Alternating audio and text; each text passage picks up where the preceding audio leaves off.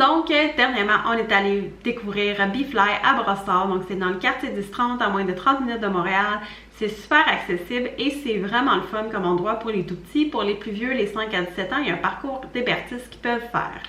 Sinon, pour les enfants, c'est à noter, même pour les adultes, que ça prend une paire de bas. Moi, je ne savais pas, donc j'ai dû acheter une paire de bas à 1$ parce que vu qu'on est en été, moi j'étais en sandales. Donc pour tout le monde, ça prend des paires de bas. On ne peut pas rentrer à l'intérieur avec nos souliers.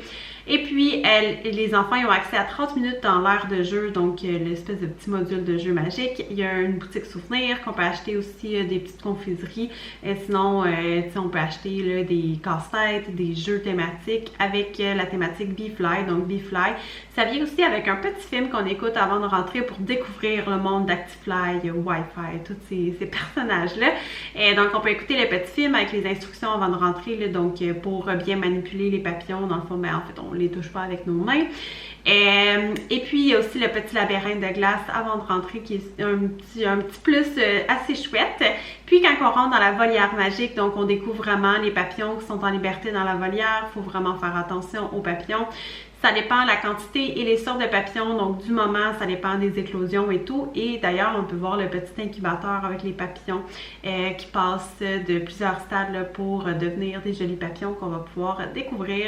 Et les animateurs sur place sont vraiment aidants pour aider les enfants à récupérer avec leur petit bâton de nectar des beaux papillons. Donc c'est ce que vous allez voir dans la vidéo. Il y a 2 animateurs qui nous ont aidés avec Laurence à être capable d'attraper les petits papillons.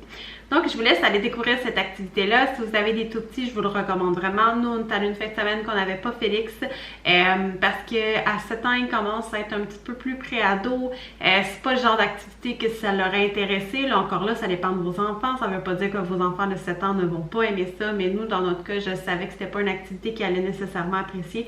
Donc, on en a profité un week-end qu'il n'était pas là pour y aller avec Laurence, puis vraiment le vivre l'expérience à 100% dans ses petits yeux d'enfant vraiment émerveillés. Au début, elle était un petit peu incertaine, mais c'est vraiment j'allais dire un animal, mais c'est vraiment un insecte qu'elle aime vraiment beaucoup. Elle aime beaucoup les papillons.